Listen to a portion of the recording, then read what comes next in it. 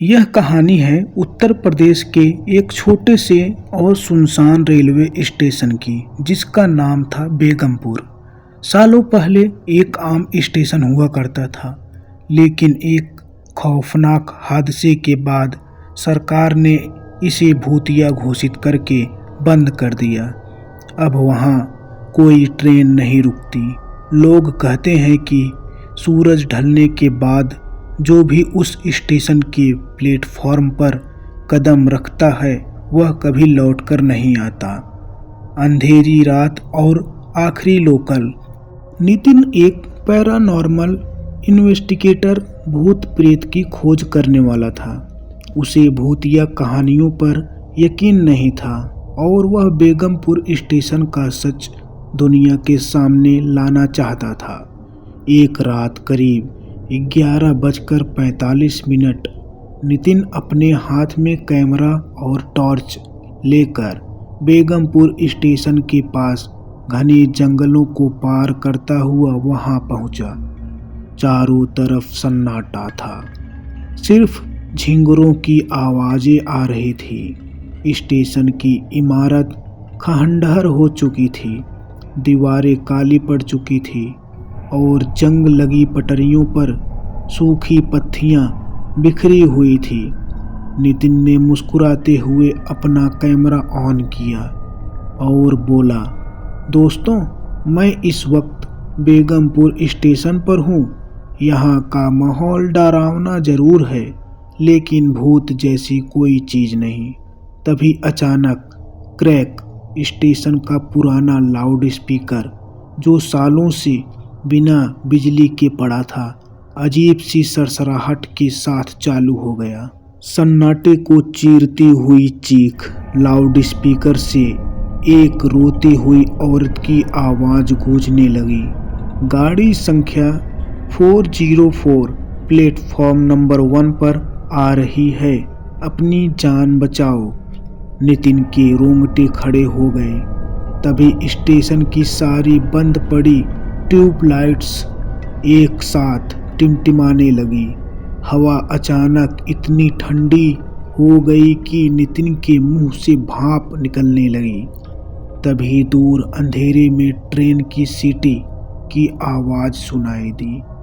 वह आवाज़ इतनी तेज और डरावनी थी कि नितिन के कान के पर्दे फटने लगे।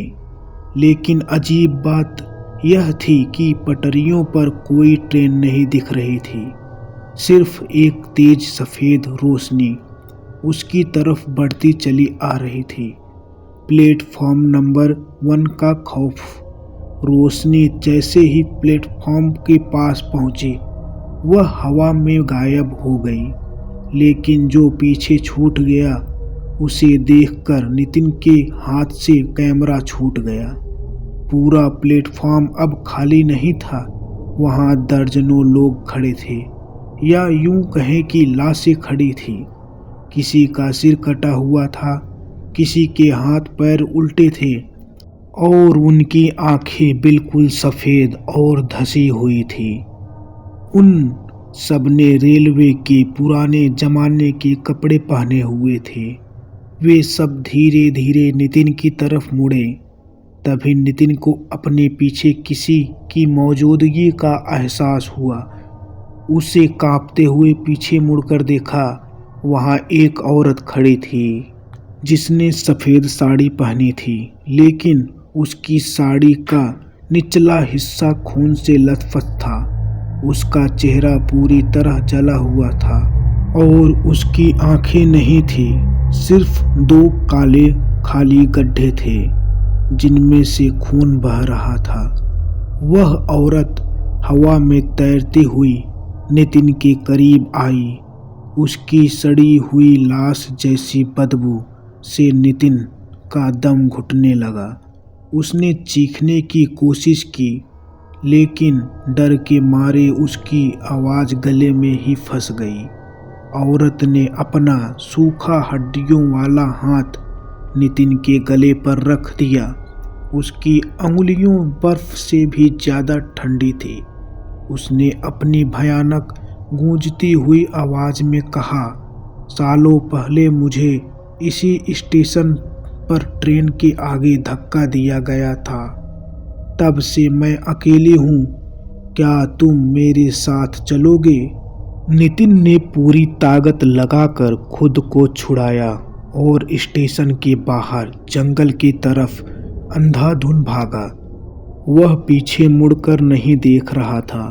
उसे अपने पीछे सैकड़ों कदमों के दौड़ने की आवाज़, अजीब अजीब चीखने की आवाज़ें आ रही थी।